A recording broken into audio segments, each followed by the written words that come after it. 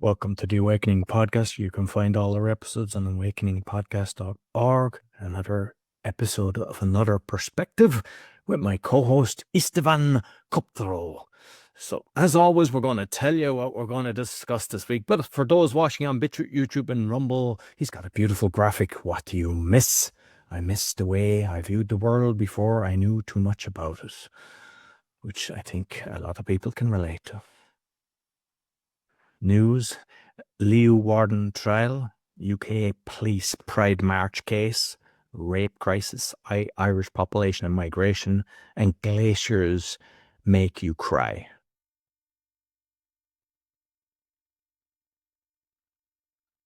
AI, mind-reading AI, checkmate the Matrix creating something positive. Phone reads brainwaves, and YouTube's official policy on AI-generated content. Good News Caravan, Jack's Dorsey's new app, offline messaging without Wi-Fi data or SIM card. Injured pup changed his life, and MIT's passive water harvesting window panel. Health, fertility rate, what has been sprayed on organic food, and psilocybin and longevity. Inspiration, RF Quang Babel and robot fish that eats ocean plastic. So I suppose, what's this Leeuwarden Trial about, Istvan? Leeuwarden, you pronounce it, but that's a bit difficult for foreigners. Leeuwarden is a city in the northern part of the Netherlands, so that's why it's called the Leeuwarden Trial. It was the official opening was July 8th, but obviously it will continue. And they call it the vaccine trial that could trigger Nuremberg 2.0. That's quite a statement. So what it is, it's a court case about the vaccine injuries, about the pandemic, about the corruption, about the elites under the microscope of justice. And the lawyers, I will get back to that in a minute, the lawyers, they have 146 pieces of evidence, including internal mails, autopsies, government contracts, and whistleblower testimonies. They have it submitted that the entire system knowingly endangered millions of lives and actually, probably killed millions of people. So the guys who are on trial is Albert Bourla, the CEO of Pfizer, Mark Rutte, in his capacity of being the former Dutch prime minister, he's now the hotshot in NATO. Ursula von der Leyen, she's the EU president. Bill Gates, and of course Klaus Schwab. They're all, well, in the stand. Yeah, so it like that. Yeah. This case has been started by a Dutch lawyer, and obviously there are a lot of people involved. And the Dutch lawyer's name is Arnold van Kessel. And obviously, when you start a legal case against, well, these global people, they won't like you. So what happened approximately a month ago, Arno van Kessel was arrested. They came with a big squad in his house and they treated him like he was a serial killer, and they for hours searched his house and took all the stuff out of his house, and they took him into a prison, not just any prison. They took him into, how do you call it, the maximum security prison in the southern parts of the country, which is not nice for his family because they live in the northern parts of the country. But they put him like in a prisoner in thing where only very, very high level criminals are. That, you might say, oh yeah, well, that's the risk.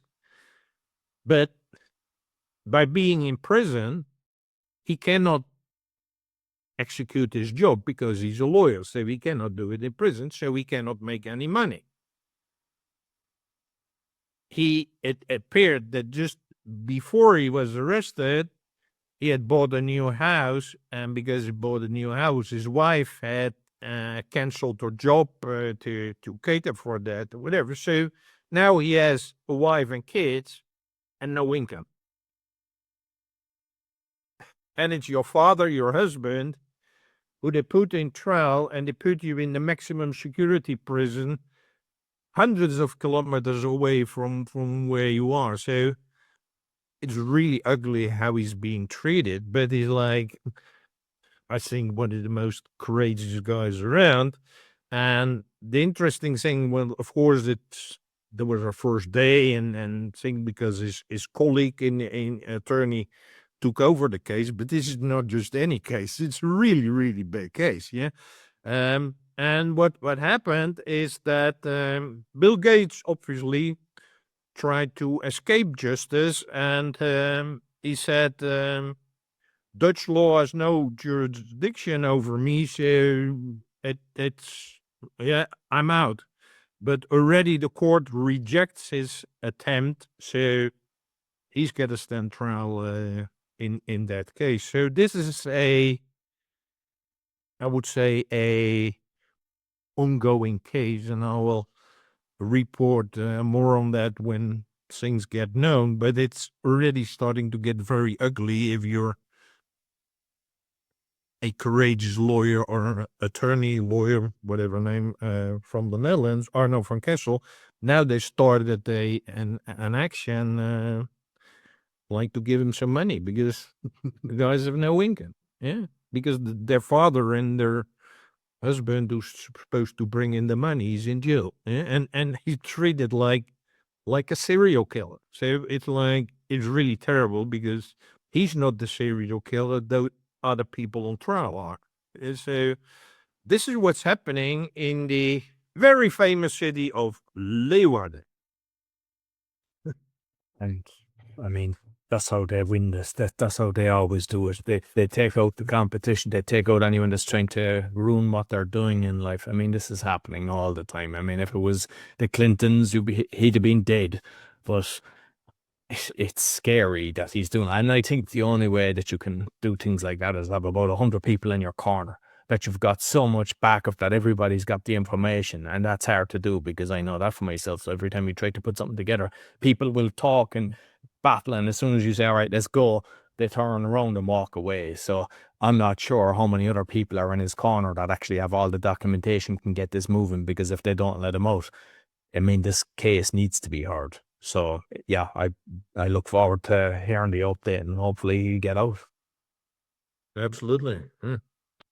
So yes, I mean, we never discuss what we're going to talk about each other. We just put it together prior to the recording, so you don't know what I'm going to say. So another court case just happens to be the way that it's organized. A UK High Court case ruled that police officers breached their duty of impartiality by marching in uniform at a pride event. The case was brought by a gender-critical activist who argued that police participation in Pride, especially under progressive Pride flag, could be seen as endorsing a political stance amid ongoing debates about gender identity. The court agreed, stating that police must not only be impartial, but also be seen as impartial. As a result, Northumberland Police and other UK forces have been ordered to ban uniformed officers from participating in Pride marches and similar events. The judgment emphasised that displaying symbols like the Pride or trans flag while in your uniform was unlawful, and it risked undermining public confidence in police neutrality. The decision has led police changes across UK police forces and sparked debate with LGBTQ plus groups expressing concern that it could harm relations with the police, while others argue it is necessary to maintain trust in police impartiality. And I mean, anytime I see that, I just shake my head. I think it's disgusting that you're doing that. And why do they have to do that? Why do they have to have all the marches? Even in general, why must there be so many months and so many days kind of set aside for this? But that's positive. That's a nice outcome that I like to see. Yeah, you should have put it on the good news caravan, yeah?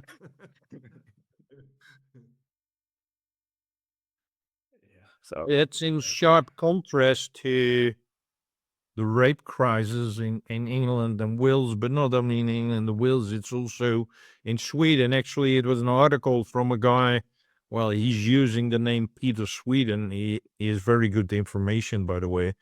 And I think he lives in Sweden. And he said that the statistics for 2024, so that's last year, there was in Sweden, it's a huge country, but very tiny population. It said it had a whopping 10,167 reported rapes in the year 2024. That's a new record high and a 7% increase from 2023. But he compared it also with 2015. So 10 years ago, it's a 68% increase in rapes in Sweden. In Sweden, of all countries.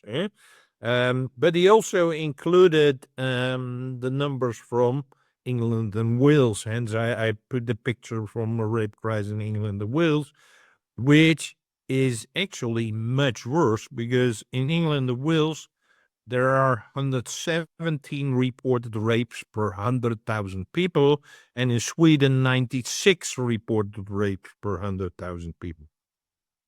Folks, I read them as statistics, as numbers, but if you are involved in one way or the other, it's ugly, it's terrible, it's one of the worst things can happen, I think. Yeah?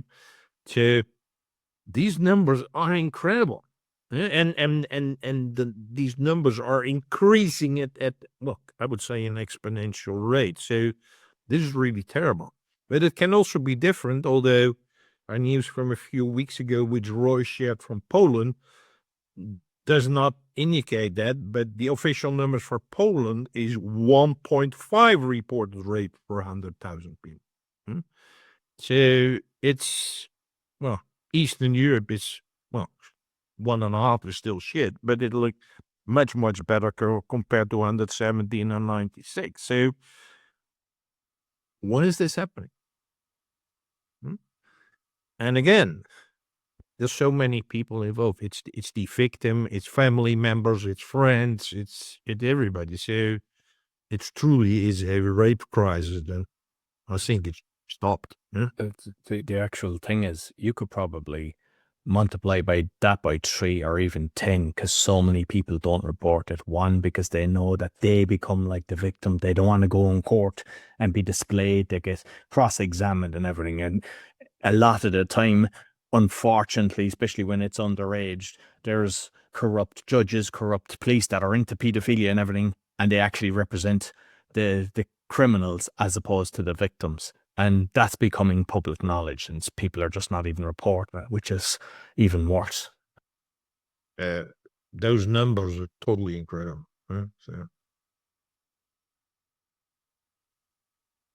So, like, this is kind of related as well, because a lot of times this happens. So the Irish population reached in 22 5.149 million.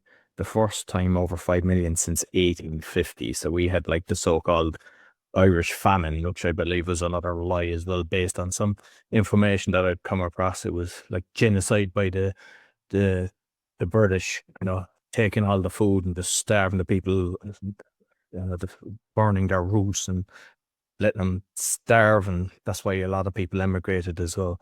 Migration impact is the main driver for recent population increases. In the year 24, it hit 149, 17-year high with 69,900 immigrants, resulting in a net migration of 73. I mean, like, there's a lot leaving because they're not feeling safe. The country is loads of like, we're talking about the rape and all. Like, I'm seeing cases constantly now in Ireland and hearing people, and it's more local journalists, people that have creating their own channel that's getting the information out. The RTE is the Irish kind of equivalent to BBC. they'll never say anything. There's very few that are actually exposing what's going on that. But like, they've opened the doors. There's all hotels that are just kind of filled with immigrants that are all men, and they're just destroying the place. And even some of them, they're like tent cities, or they're in parks with kids. So you're looking at this thinking, oh, the population is increasing, it's great. People are terrified. And now they're protesting outside of these centres where they're bringing in the people, and even damaging equipment and everything. But it's like, a lot of people think, unless it changes fast, Ireland is gone, because they're just coming in. They're getting all these freebies. Now there's people going in. UK as well, I've seen a lot of videos where they're going in and just showing all the benefits that they're getting. Yet when it's the Irish or the English, and when there's a crisis and they can't afford their mortgage, they're thrown out in the street. They're giving nothing. And yet they're bringing in all these people just to destroy the country. So that's just kind of showing that you might think, oh, that's positive. The Irish population is increasing. It's not increasing for the better. Actually, it was even last week when I'm Dutch, but currently living in Romania. And one of the first questions with people who are truly interested, and they ask me, is it because of the migration? And so, yeah, so it's, well, I'm in favor of migration, but the good type, not the type where they send in, these soldiers here will become in the military and in the police and everything else. And, you cannot go save in the streets. In the Netherlands, I'm a big guy, but I don't want to go out at night in my city center because it's not safe. Yeah, so that's crazy. Yeah. Yeah, so these things are happening, and not for the good, absolutely. Glaciers make you cry. Why did I put it here in news? I would like people to understand that, of course, we share a lot on this show as well, that humans are suffering. We can have pain. We can suffer in all kinds of different ways. But it's also nature which suffers. The trees, plants, weeds, flowers, everything is also suffering. We think it's basically, a lot of people think it's that material, so it doesn't suffer. It does.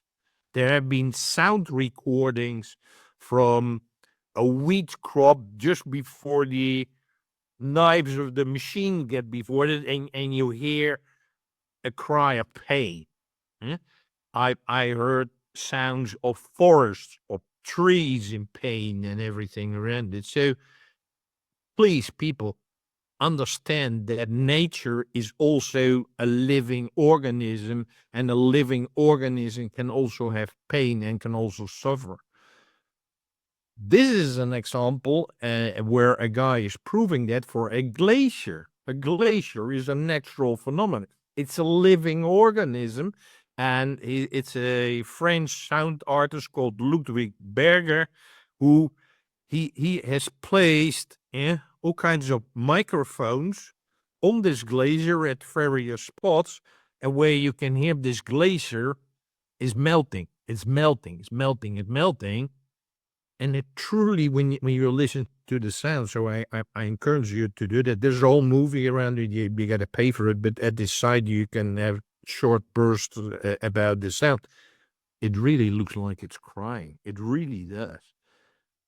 But it doesn't make sense because it's a living organism which is kind of disappearing. It's getting too hot. It's disappearing, whatever. So he has put microphones in that glacier, and you hear these sounds, really awful sounds. Yeah, but it's suffering. It's suffering from the glacier. So that's why I'm sharing this today with you. Is like, understand that every life form can and is also suffering.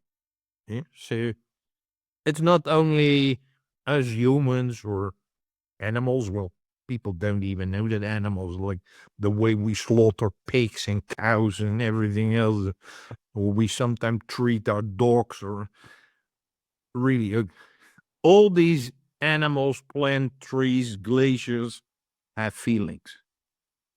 Yeah. So that's why I'm sharing this.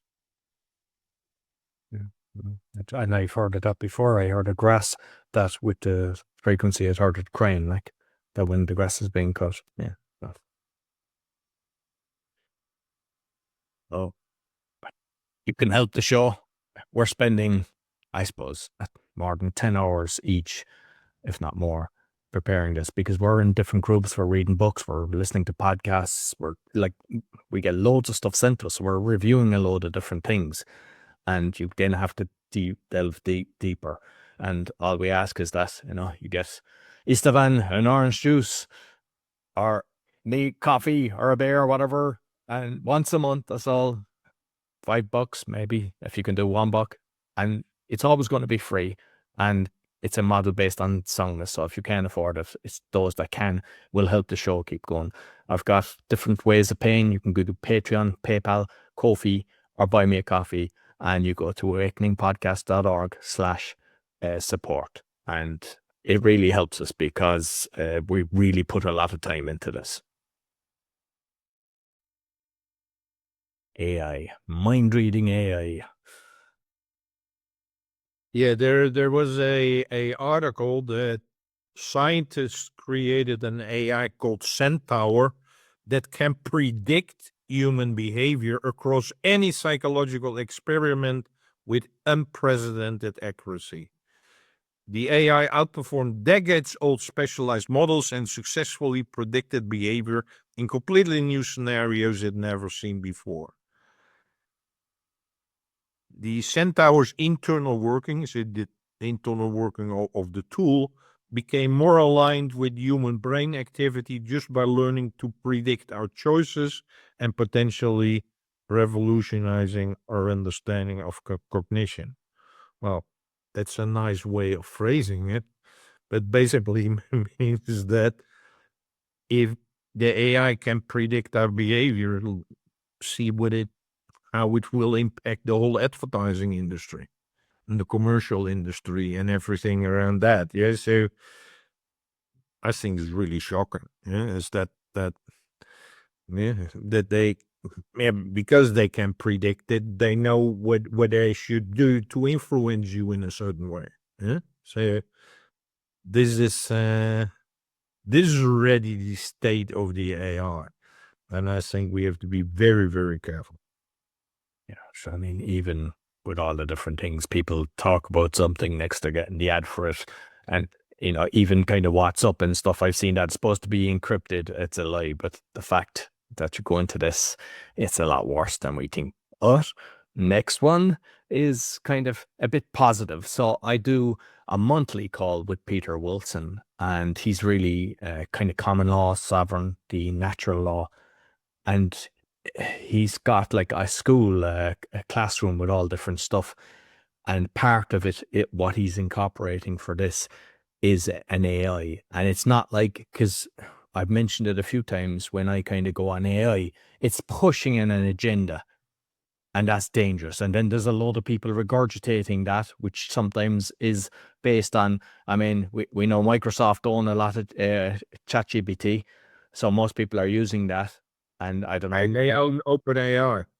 Yeah. So, this, they're pushing their own agenda. I've seen it so many times. There's different AIs that have just kicked me out. And it's like, what these guys are doing, and they've got big people behind it.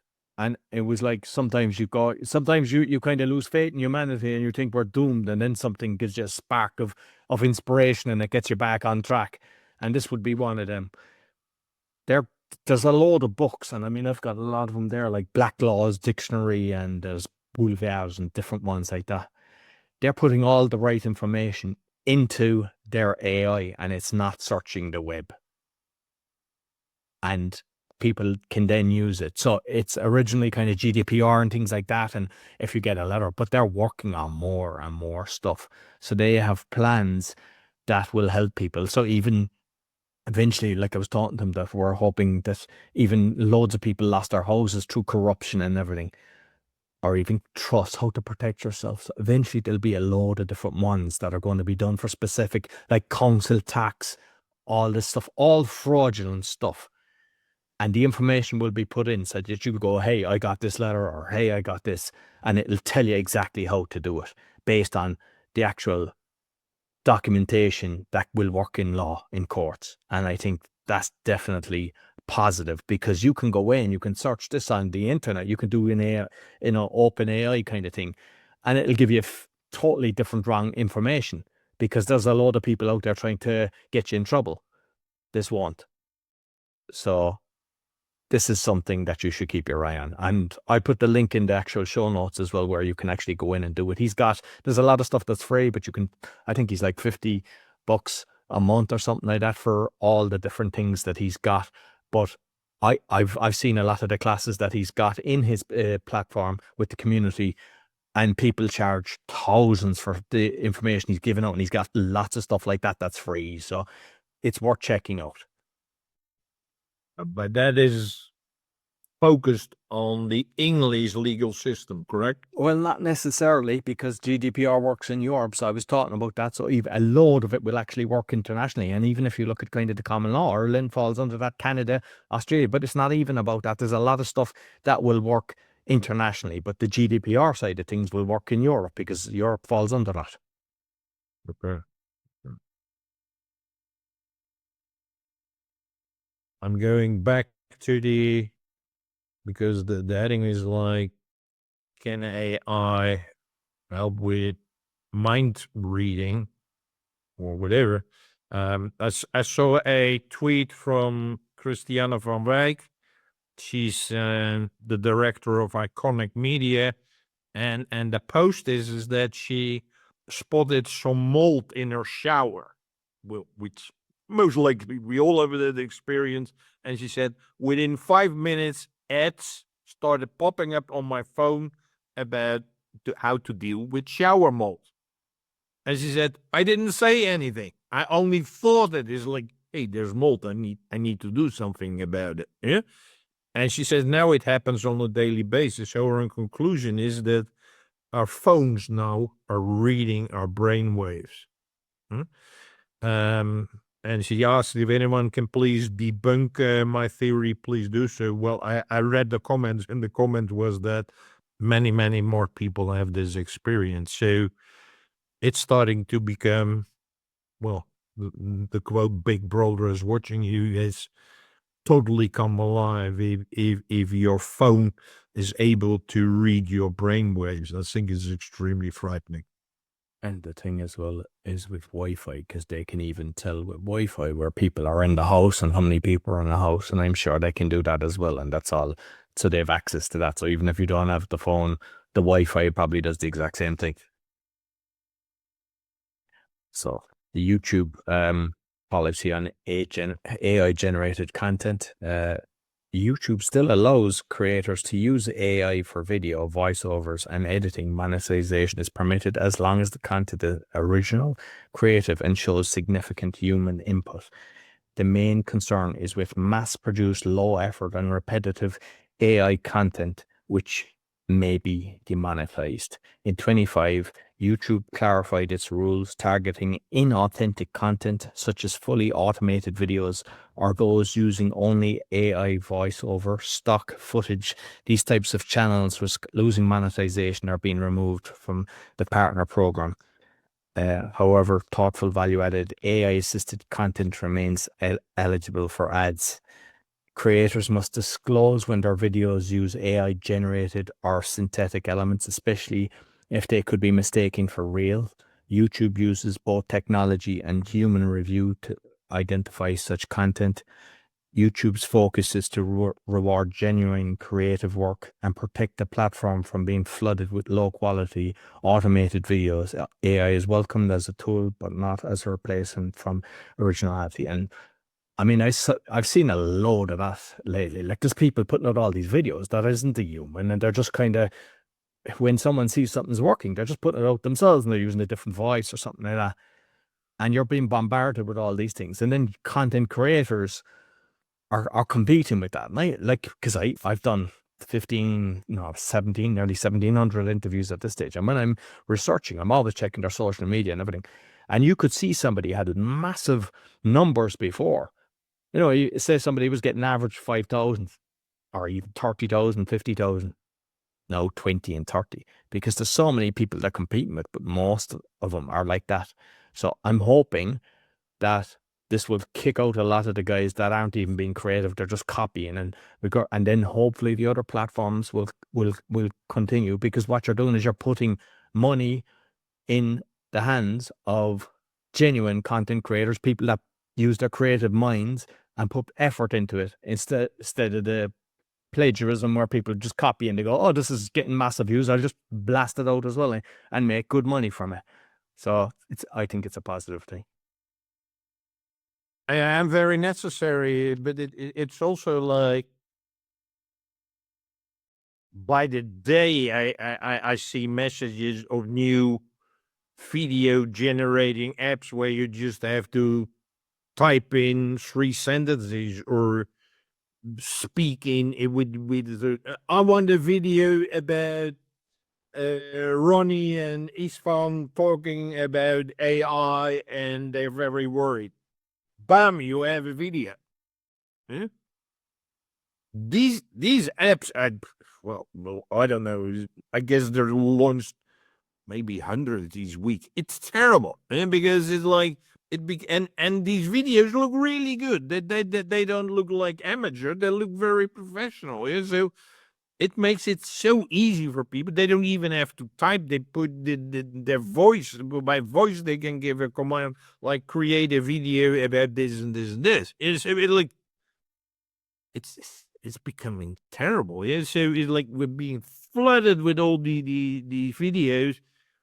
And people are just lazy putting in the stuff. And the people who put in the real work, like Ronnie and ourselves and many, many other people who put in beautiful, I know months and months of work to create a certain video, and they're just blasted away by a dude who just have a 5-minute prompt into an AI generated video.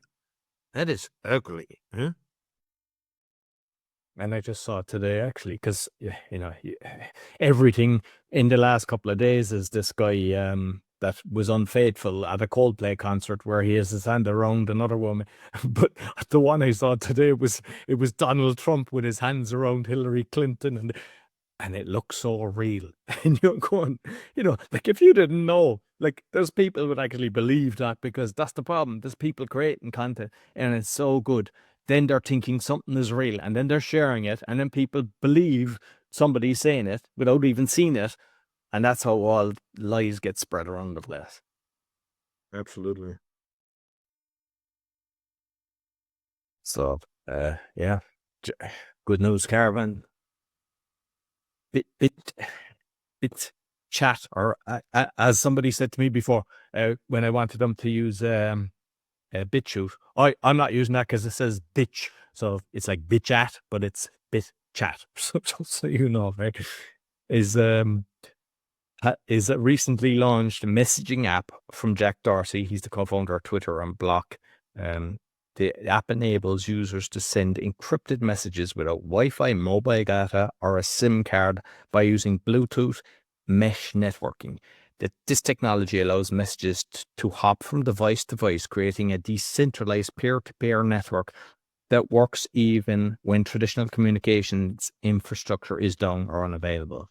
It was launched in early July 25 and is already available for download in some regions. The app does not require a phone number or email to register, prioritizing privacy and security for its users. It uses Bluetooth mesh networking, which means each device acts as a node, relaying messages across the network. This allows communication over longer distances, as messages can pass across multiple devices, not just within those within direct Bluetooth range. All messages are end-to-end encryption, and the app does not rely on centralized servers, further enhancing privacy. While there has not yet been major government pushback, because I was kind of seeing as there's some pushback, so hence why I was looking at that, the app enables anonymous untraceable communication often attract regulatory scrutiny due to concerns for misuse. The privacy features and lack of resilience in traditional networks will prompt further regulatory attention. In terms of competition, it stands out from establishing messaging apps like WhatsApp and Signal by offering true offline infrastructure messaging, which could push competitors to innovate in other directions. It's promising. Can we trust this guy? I haven't a clue. I mean, what he's done. But the fact that you don't have to give a phone number or an email, most of the stuff that they're saying, like Telegram and all these things, WhatsApp, that are encrypted and turn out not to be, is this something that might be? But it sounds promising anyway.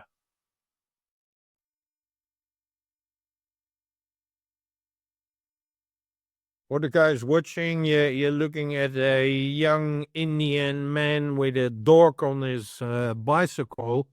It's really a nice story. It's like an injured pup on a highway changed his youth life forever, and together they've cycled across 15 states. Now, you might say 15 states is not so much if you're from the Netherlands, but if you cycle 15 states in India, it's huge. Yeah, so that's what he'd been doing, because he would cycle everywhere, and then he would find, well, I've been to India a couple of times. If you've been in the traffic there, it's totally unbelievable. It's like if you have a bi-directional motorway, they're really big trucks coming at you, because otherwise they miss a gas station or whatever.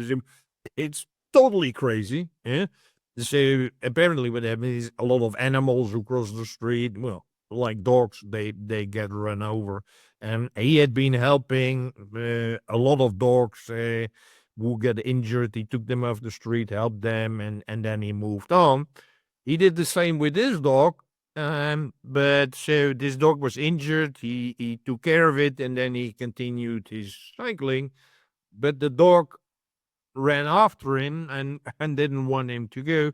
So now they are a pair riding across India, and they're really they're big friends. So that's a nice thing to show if you're helping a dog or any other animal which is injured. And now there's a young man who has a friend on his adventures cycling across India. So I think that's a beautiful thing, because now he's not lonely. They're, well, you can see from the picture, they're really good friends.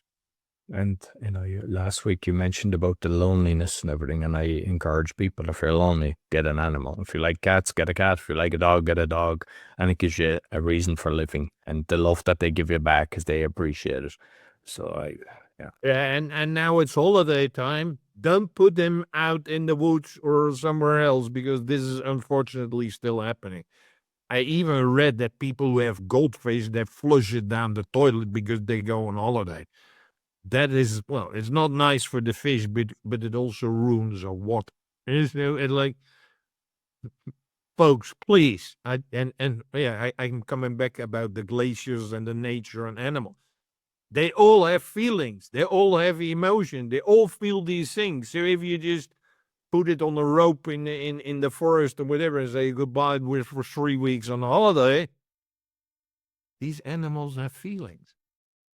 It's the same thing if you put your brother on a rope in the middle of the forest. well, I tried, but my mother stopped me.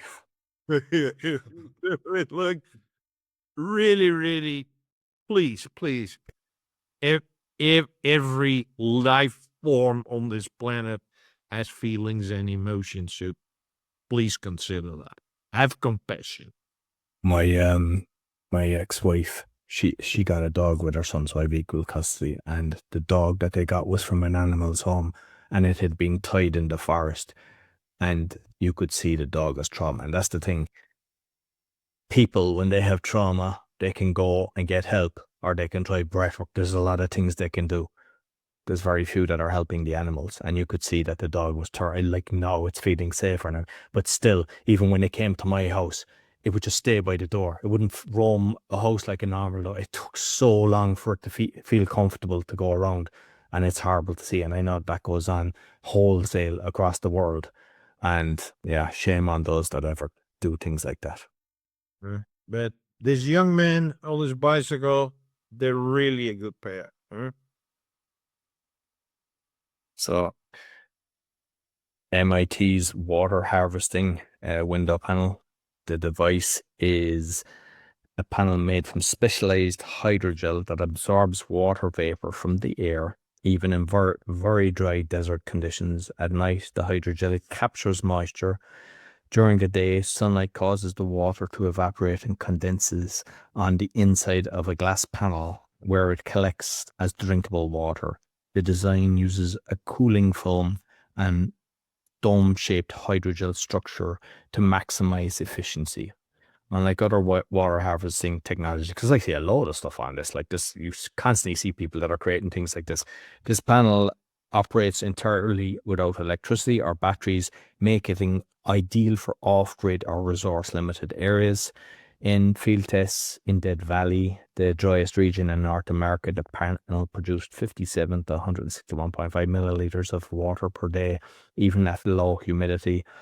The addition of glycerol to the hydrogel prevents soil from contaminating the collected water, ensuring it is safe to drink. The technology is scalable. Multiple panels can supply enough water for a household. It offers a sustainable, decentralized solution for water-scarce regions with applications in home agriculture and disaster relief. Another positive thing. That is really beautiful. I've seen before like things where they put something on the like on the motorway. You get the big signs is like for Los Angeles go left, for New York go right, whatever, and where they collect the water and whatever. He's like, there's apparently so much water in the air which we don't notice at all. If you just have to collect it, it's there. And even this, well, it doesn't look very big, but it's like, yeah, like I said, if you can put it on your balcony or in your back garden or whatever, it's great. Yeah. Like, even if I look at that now, because I was involved with property for a long time, and in Spain, there's regions in Spain that the water wasn't available. And at one stage, the city was bringing tanks of water there and they stopped doing it. So you've like this parts that are just nobody living there. Well, beautiful houses that had pools and everything. Why not just put them things in it and bring life back to it? Yeah, absolutely right. Fertility rate. What's going on? Yeah, I found this graphic last week, and it shows the fertility rate in Europe. Well, you can see most of it is red, and red means a low rate or an extremely low rate, which means that it is below the replacement rate. The replacement rate is 2.0. It's like you need, as a couple, as a woman, you need 2 children to keep the population at the same level. Huh? But if you look here, even what is it called? Orange is, which is in France and I think it's Hungary and Bulgaria. It's still an insufficient rate. I think there's one part in green which says it's 1.9, so that's close to. It might be something like Macedonia or something like that in that area, but the rest of Europe is like totally red, which means the population will decline, which supports what Roy is saying multiple times, is that we start seriously doubting where they say is like the population is growing. That might just not be the case. Yeah? And if you look at Europe, it's declining, and it's declining rapidly. The thing is, with all of these migrants that they're bringing in, it looks a lot of the time that it's for votes, because I've seen kind of recordings of that in Ireland where they were caught doing that. A lot of the people coming in, the Muslims are coming in, they've got they're having 10 kids. They're getting all freebies for everything. So they're increasing the population, and they're kind of saying that's what it's for.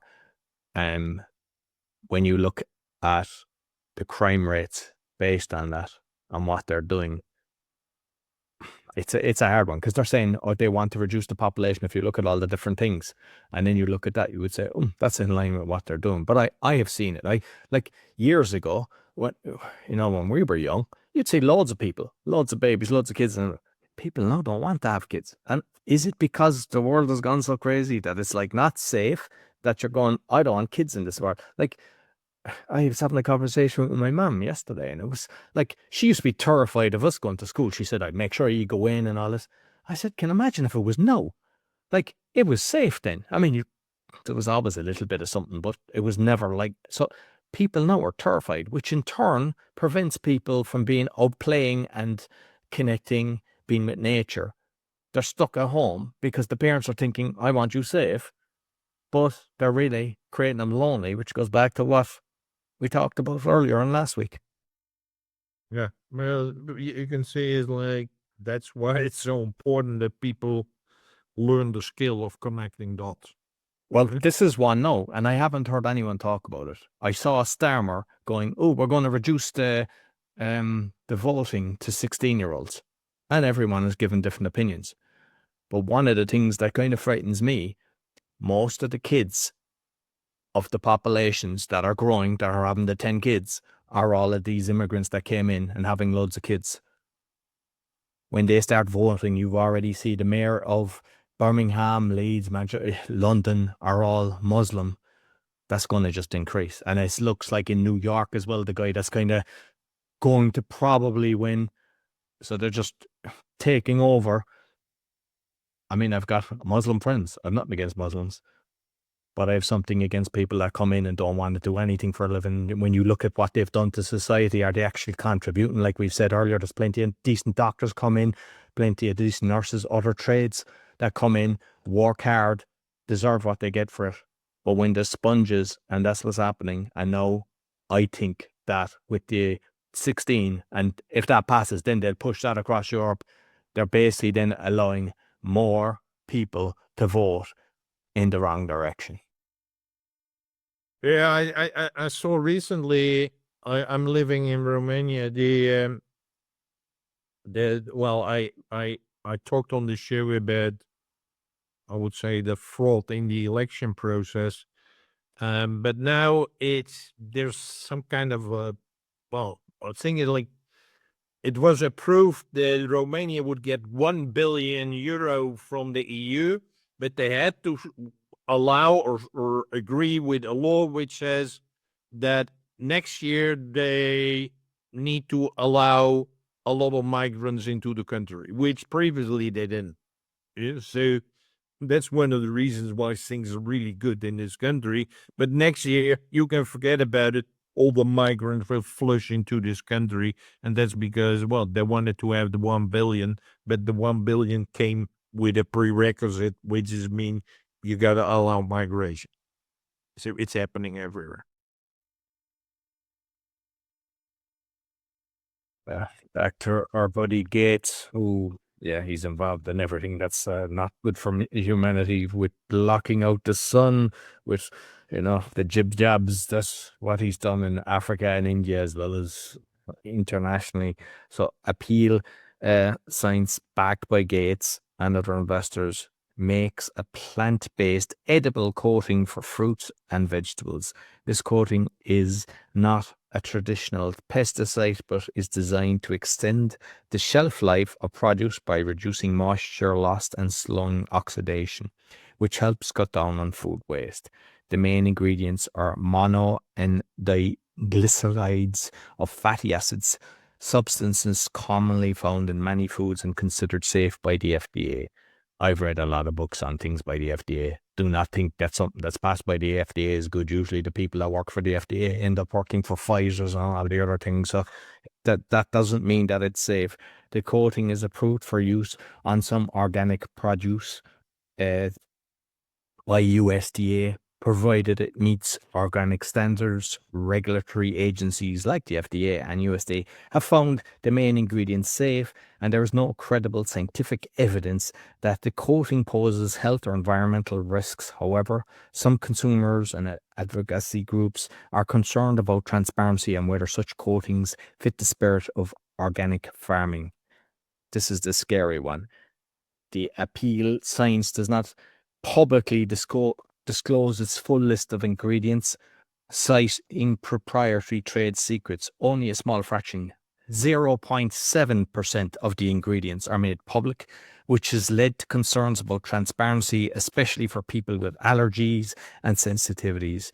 The main known ingredients are what I mentioned earlier, which is generally recognized as safe, but it's like there's use of plant extracts, gluten, and natural plant polymer, and solvents such as ethanol, methanol, and water in the preparation of the coating.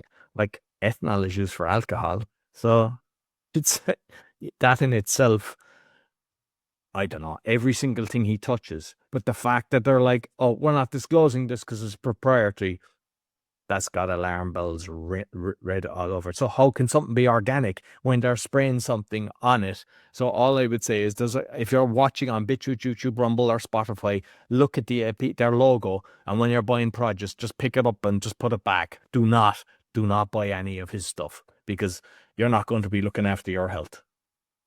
Well, they even might put the mRNA vaccine in it. Yeah, Absolutely. and that is happening. I did a few months ago. It was not a test, but it happened to be like that. I had bought a cauliflower on the farmer's market, which is absolutely organic, and I didn't have it in the fridge. I had it on my thing, and just within a few days, it started to get some mold on it or whatever. And then I was talking to a friend, and he mentioned that he had bought a packet of pre-cut cauliflower things, and he had put it in his refrigerator, but he had forgotten about it. And it was weeks and weeks later, and it still looked perfectly okay. Whereas I bought something which was totally organic. Already after a few days, you could see the mold. That means is like his product must have been full with all kinds of chemicals, yeah, to make it look like really super or whatever. But it's basically what you're eating is poison. Huh? A friend of mine, when she was in university, she said that she was staying in the accommodation of the school place where they and she had grapes in the cupboard, and she forgot about them. And when she came back after the summer break, they were still there. And she said they look perfect. She ate them there. She tasted them. She said they tasted the exact same. Like, that shouldn't happen. And that's the norm. It's either like, no, because we talk about blueberries before, and I know that you like the blueberries. So my son really likes blueberries, so I get them from. And it's a case of, if you don't eat them straight away, they're like disgusting the next day, which isn't good either, because they're irradiating them. They're doing all. But I've got ones now from a farmer recently, and they're not going like that. They're lovely. I'm enjoying them, and they don't go off. And I mean, you get them as well, because we talk separately on that, and yours aren't going off within a day, are they? No. Well, I eat them within a week, but after a week, they look like totally fresh. Yeah, so, yeah.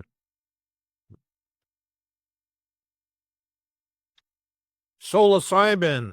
Psilocybin is a mushroom. It's a active component in psychedelic mushrooms. You see your Like magic mushrooms, is it? Is that what that's about?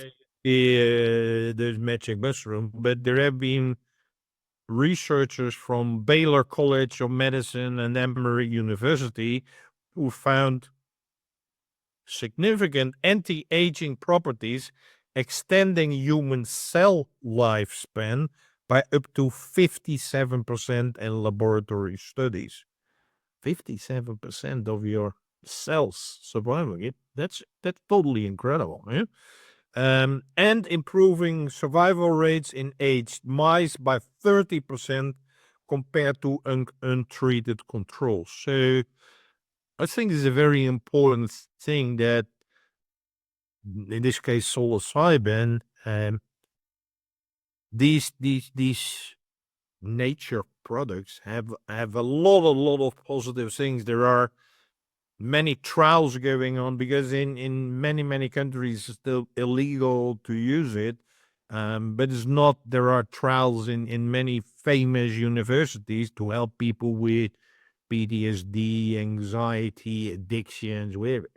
Huge positive results, yeah.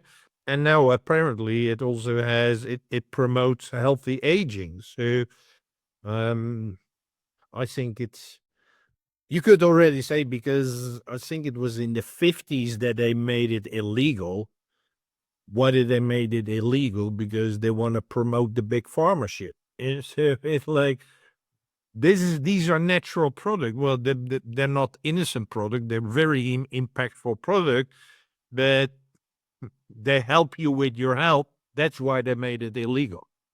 And so, but again, it's like these products have properties. They can help you with trauma, whatever. But in this case, about aging, the main population in any hospital, whatever, are elderly people, and everything are what they call, aging diseases. But if this can have a 57% of the lifespan of your cells and a 30% in your survival rate, I think these products should become totally available, and of course in a controlled way and everything around it. But this is much better than all the existing medicine. So if you see us next week, like we look like we're in our 30s, you know what we've been doing. Absolutely.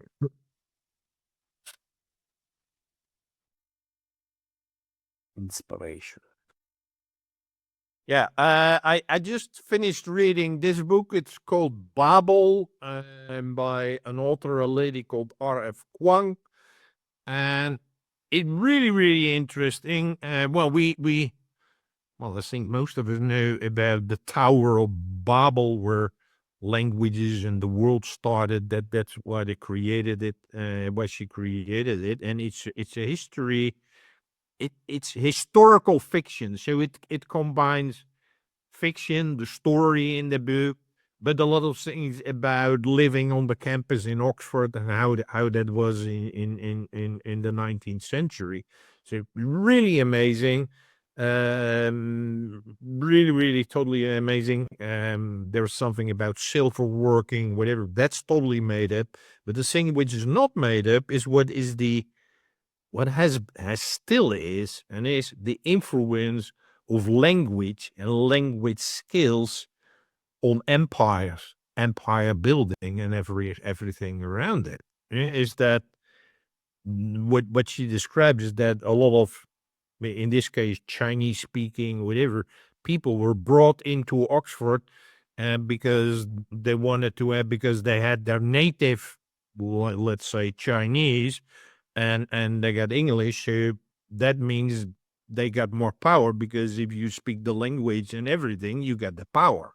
So as part of empires these days, well, look at the before it was the British Empire, and now it's the American Empire. It's all English. Yeah? So it's forcing everybody else to do that. Yeah? In my case, I'm speaking English to you, but it's not my mother tongue. Yeah? So that puts me already at a disadvantage to other people. Yeah? And that's what people in the colonialism and everything, they're pushing their language. And this book describes how that works and how the influences, and how it also kind of denies the background of these people, because, well, they were from China, Iran, and all these other countries, but they're like, well, you should forget about it. You should do this. So this is all described in this book, Babel by R.F. Kuang. Highly recommend. Excellent. Interesting.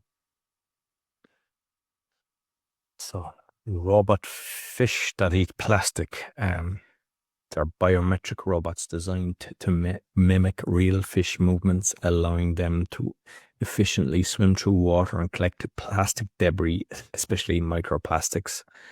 They use special materials that attract and absorb microplastics and are equipped with sensors and machine learning to identify and target plastic materials. Some coordinating groups, like schools of fish, to cover larger areas. Pilot projects show robot fish can collect significant amount of microplastics and are being treated in real world environments. They also have potential for environmental monitoring, gathering data on water, air quality and pollution. Current challenges include battery life. I've seen one where they're kind of talking about that the plastic is actually feeding it. It's able to use it to give it the energy and things like that. So there's a few of them doing it. Plastic becomes the fuel. Yes, yeah. That's super, because then it can keep on going. Exactly. So, but the other side of it then is, it's like, what happens if, I don't know what size they are, right? But if a whale eats it, or if a shark or other fish that eat it, which I'm sure they will, because they think it's a bit of food for themselves. But if we look at the plastics that are, I mean, you can see divers, when they're recording things like that, and it's disgusting to watch. So I know there's boats going out there and everything, but if they can do something that's, because I know that there's a lot of different companies that are doing this, but if they can do it in a safe way, or something that kind of scares away competitors, or like sharks and things, because they could probably do that with a frequency, maybe, I don't know. But I was thinking about it immediately, like some sound frequency which frightens them or something. Exactly. But I mean, if they're able to get rid of all the plastics, which is, as we can see, it's disgusting. Do you have any idea how big this is? I have graphics on the thing, but I don't have the dimensions at hand. But there's a few of them. There's a lot of different companies that are actually working on that. So that's super. That's really super. So yeah, that's basically straight away. If you can give thumbs up, 5-star rating, and share with your friends, that's the first thing that we ask you to do, because it really helps. We're really censored, and if you're in a WhatsApp group, Telegram group, or any of these, or maybe new Bitchat, the Bitchat, share it, and as we discussed earlier, look, Patreon, buy me a coffee. Just a few bucks. It really helps. There's a lot of time spent, and plus we've got ongoing costs with all the Zoom and different things. There's so many different things that are needed to keep this running. So if you can afford $1, $5 a month, that's all we say. And you can go to awakeningpodcast.org/support. And if you're a company and you want a shout out, we can do that as well. Until next week, take care.